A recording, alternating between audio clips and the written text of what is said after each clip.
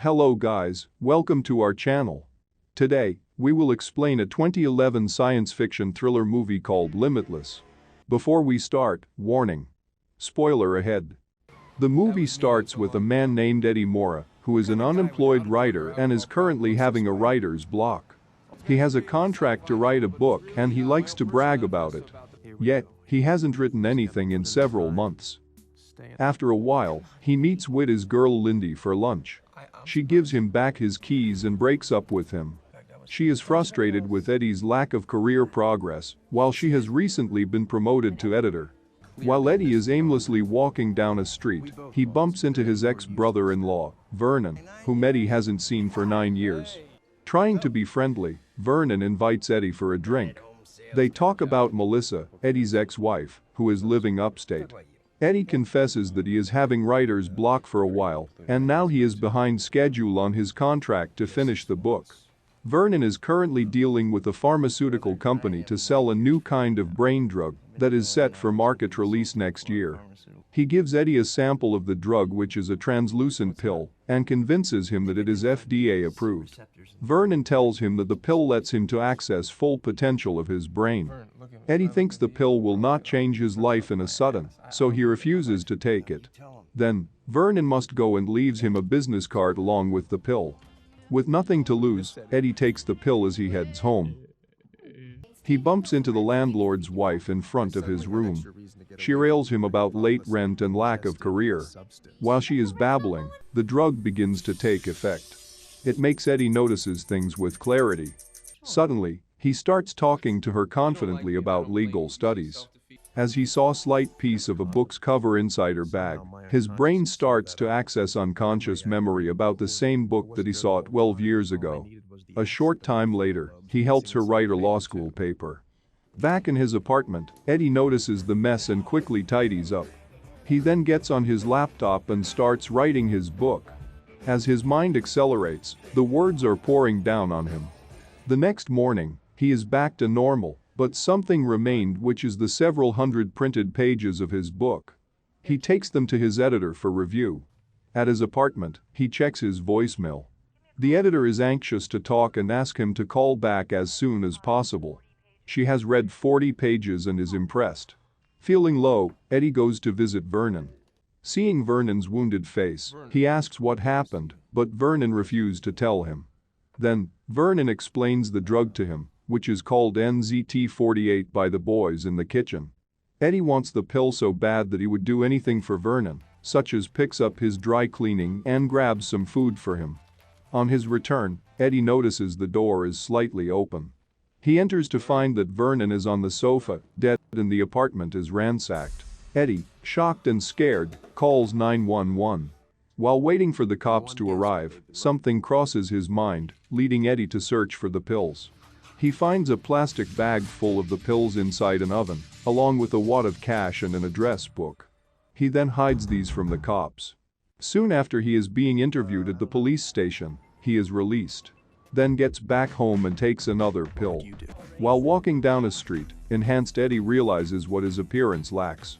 He gets a haircut, new clothes and goes to gym. He finishes the book in 4 days. He learns piano in 3 days. Plays cards with math. Learns new languages. And talks like a know-it-all about everything to new friends. One of his listeners, a stockbroker called Kevin Doyle, gives him his business card. Thereafter, Eddie is invited to a jet-set beach party down south by his new friends. There, he shows off by cliff diving, revealing that a side effect of NZT is to move ever forward, no holding back. He gets an insight on what to do for the rest of his life, but realizes he needs lots of money to do it.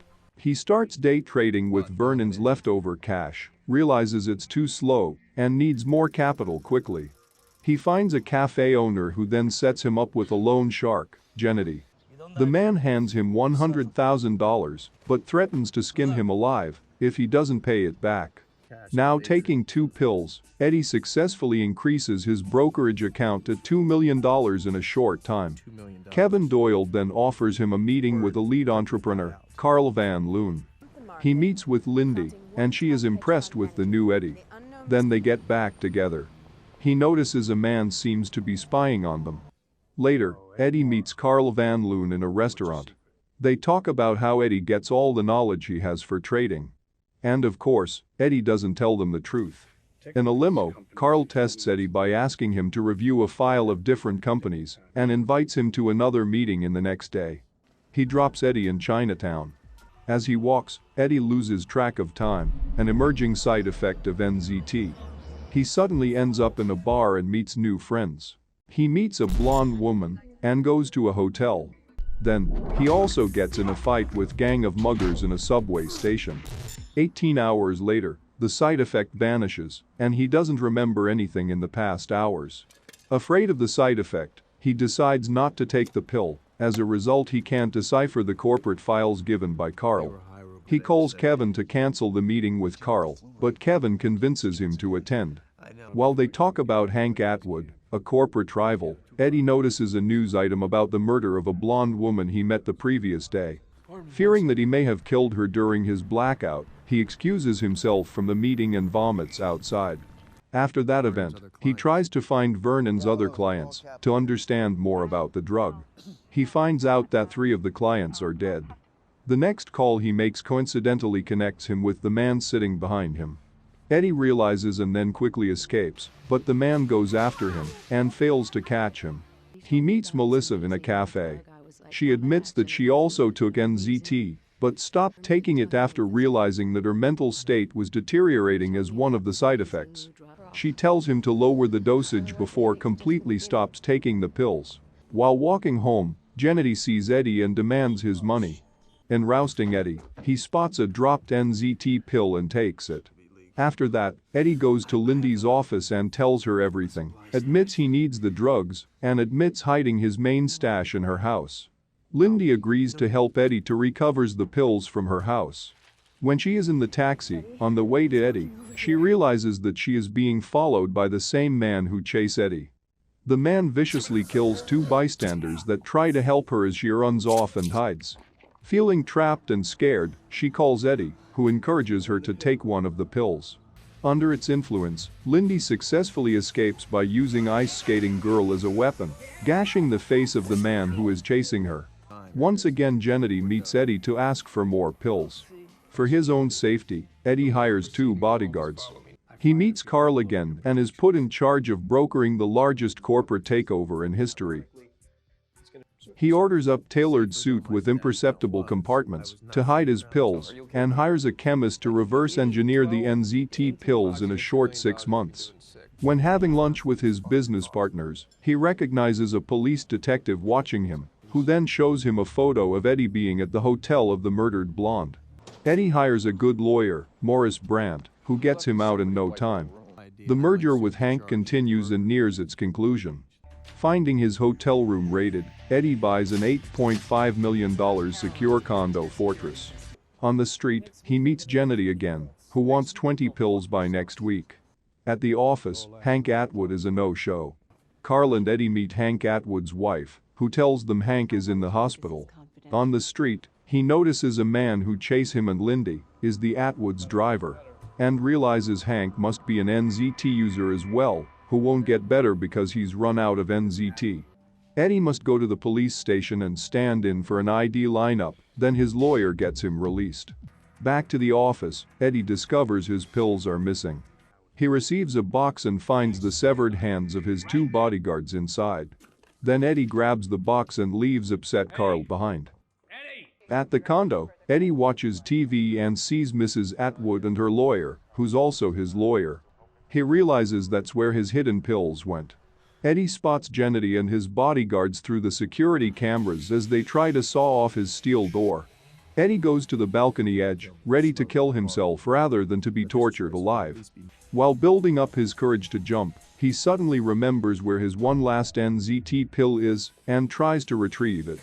He fails to take it as Gennady breaks in.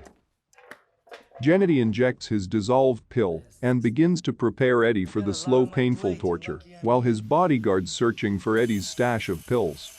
With one final thrust, Eddie manages to turn the tables and kill Gennady. Eddie manages to fight off the 2 bodyguards after sucking up Gennady's NZT-enriched blood on the floor. With Hank Atwood dies, Eddie realizes that Morris did not give Mr. Atwood the pills he stole. Eddie meets the Atwood's driver in the waiting room, who aids Eddie's search through Morris's safe, where he finds his pills while the man watches over Morris, tied and gagged on the floor.